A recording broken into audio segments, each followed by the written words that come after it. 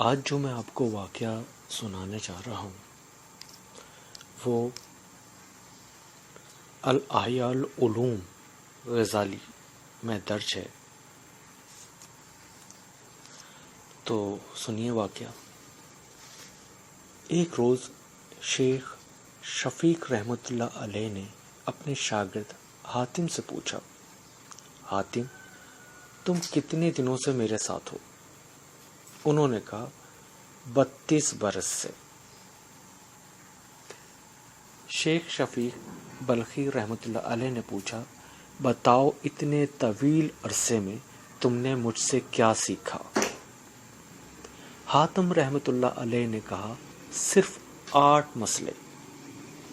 شیخ نے کہا انا للہ و انا الیہ راجعون، میرے اوقات تیرے اوپر ضائع چلے گئے، تو نے صرف 8 مسئلے سیکھے.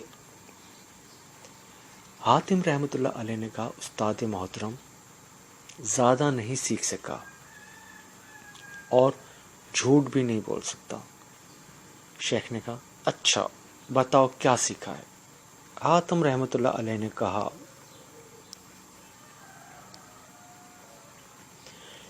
ایک، میں نے مخلوق کو دیکھا تو معلوم ہوا ہر ایک کا محبوب ہوتا ہے. قبر میں جانے تک جب بندہ قبر میں پہنچ جاتا ہے تو اپنے محبوب سے جدا ہو جاتا ہے. اس لیے میں نے اپنا محبوب نیکیوں کو بنا لیا کہ جب میں قبر میں جاؤں گا تو میرا محبوب میرے ساتھ قبر میں رہے گا. دوسرا، لوگوں کو دیکھا کہ کسی کے پاس قیمتی چیز ہے تو اسے سنبھال کے رکھتا ہے اور اس کی حفاظت کرتا ہے. پھر سورہ نحل آیت 96 میں نے فرمان الہی پڑھا،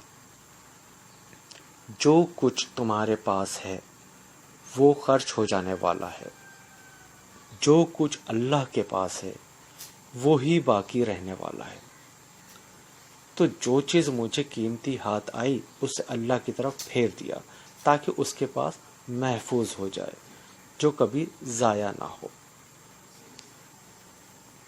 تیسرا، میں نے خدا کے فرمان پر غور کیا. سورۃ النازعات آیت نمبر 40. اور جس نے اپنے رب کے سامنے کھڑے ہونے کا خوف کیا اور نفس کو بری خواہشات سے باز رکھا، جنت اسی کا ٹھکانہ ہوگا.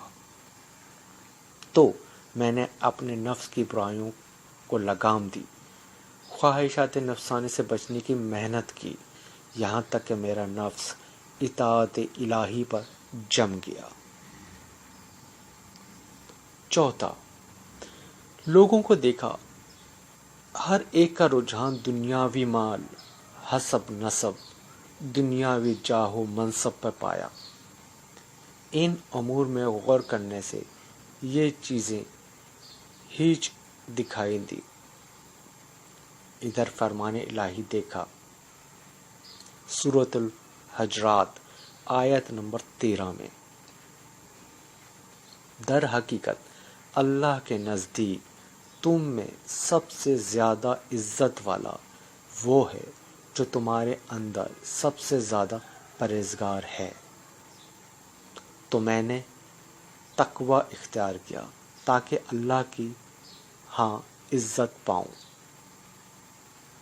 پانچواں، لوگوں میں یہ بھی دیکھا کہ آپس میں بدگمانی رکھتے ہیں، ایک دوسرے کو برا کہتے ہیں.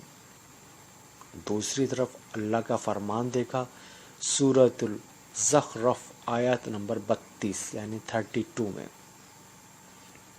دنیا کی زندگی میں ان کی بسا اوقات کے ذرائع تو ہم نے ان کے درمیان تقسیم کیے ہیں، اس لیے میں حسد کو چھوڑ کر خلق سے کنارہ کر لیا اور یقین ہوا کہ قسمت صرف اللہ کے ہاتھ میں ہے، خلق کی عداوت سے باز آ گیا. چھٹا، لوگوں کو دیکھا کہ کہ ایک دوسرے سے سرکشی اور کشت و خون کرتے ہیں۔ اللہ کی طرف رجوع کیا تو فرمایا در حقیقت شیطان تمہارا دشمن ہے، اس لیے تم بھی اسے اپنا دشمن سمجھو۔ سورہ فاطر آیت نمبر 6 میں۔ اس بنا پر میں نے صرف اس اکیلے شیطان کو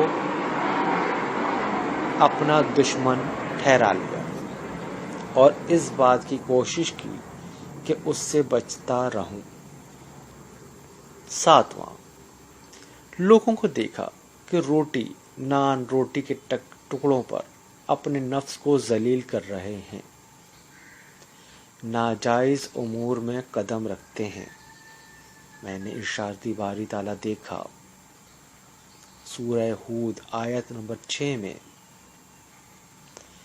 زمین پر چلنے والا کوئی جاندار ایسا نہیں ہے جس کا رزق اللہ کے ذمے نہ ہو۔ پھر میں نے ان باتوں میں مشغول ہوا جو اللہ کے حقوق میرے ذمے ہیں، اس رزق کی طلب ترک کی جو اللہ کے ذمے ہیں۔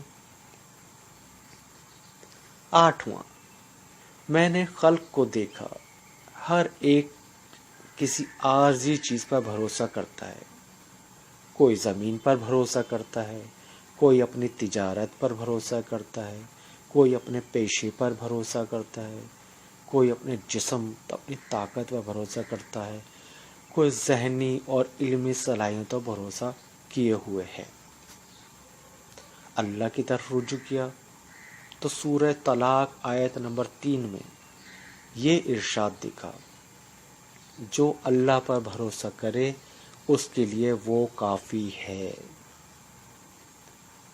تو میں نے اپنے خدا پر توکل کیا، وہی مجھے کافی ہے۔